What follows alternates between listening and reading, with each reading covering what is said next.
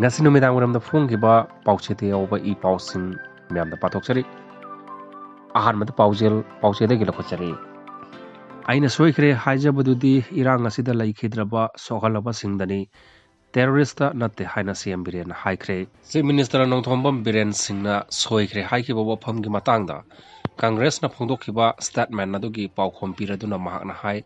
aina soikhre haijabadudi irang asida leikhidraba sokhalaba amadi mayumakai manghan bikraba singdani terrorist natte haiba wafam phongdokli wafam asi Ras Bhavan Imphal da Manipur gi nauna khalaklaba Governor Ajay Kumar Bala wasaklobagi khodong chaba loduna paumi singna hangbo wahangi paukhomda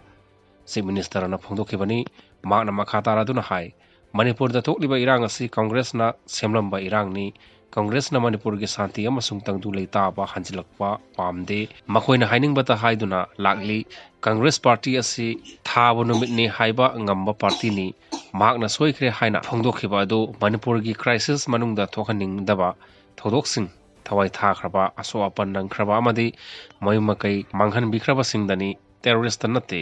mahakti terrorista kedobagi lale haijagadori banu haina phongdokhi central government na Manipur gi hojik oriba phibam asida full fledged governor ama haptuna thabirakpa asida Chief Minister na hainingai leitana center bu thakatpa phongdokladuna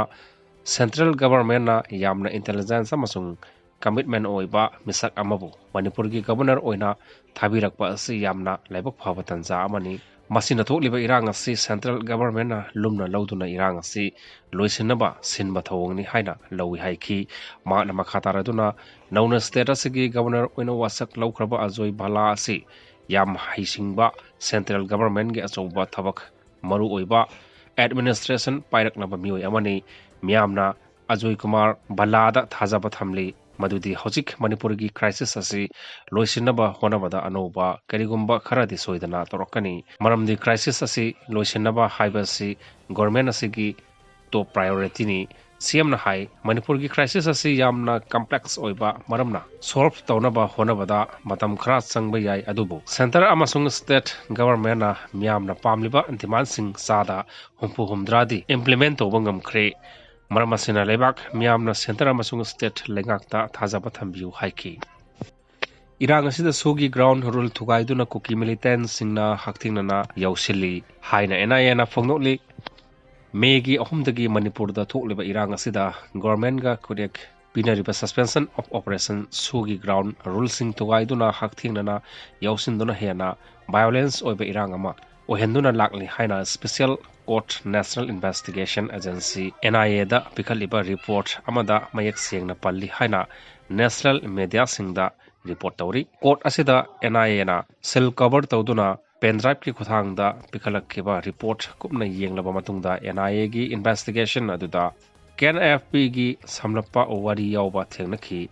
NIA gi report matung ina KNFP haibasi koki national front president haibani pranasi 1987 da semkhibani aduga 1994 da pranasi faction thoktuna SK kibgenna luchingba kuki national front military council KNFMC amadi ST thangboi kibjena luchingba kuki national front president KNFP ni hairi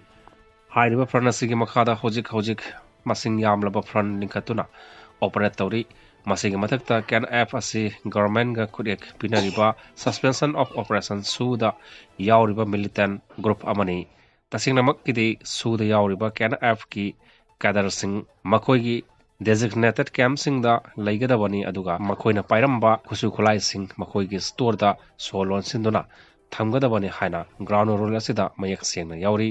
national investigation team NIA Manipur da thokliba irang asiga mari lenana agency asina khanaba case khara paiduna thajanba singi marakta mamang sahi gi November 13 da Jiribam gi Boropecraft division gi manung sanba karong da CRPF ta attack tawkiba case ka mari lenana YouTube ta viral oikiba video masana masabo kuki militant amagi commander ni mahaki kadar singna CRPF ta attack chathakibani haina claim tawkiba video asibu evidence oina NIA special NIA court ta thangalakhiba evidence asi court asina accept tawkre hari NIA court asida pikhalakhiba video evidence amadi aiba report aduda ST Thangboy Kipzena Lusingba Kuki Militant Group National Front President Ken F asi government na tonariba su violate torabra haibagi singnaba lei haina palli hairi NIA gi reporter da makha tan hai Manipur da thokliba irang asiga mari leinana mamang sahi gi November 13 da Jiribangwi Borobekra sub division gi manung chanba karong da Kuki Militant singna mitai gi yum kai kya mai tharaba matungda angang ahum yauna nupi ahum faduna pukhraga tamthina hatoklaga ondorokhiba CRPF camp da attack toraba matungda Kuki Militant tara encounter da sikhiba amadi thodok asigi mathangi numitta Imphal West ki kautruk amasung Kangchup Chingkhongda tariba mitai khulsingda Kuki Militant singna attack tawduna misamani asok apan nangan khiba thodok sing asigi case sing asi NIA na paiduna investigation chathaba haukrabani hari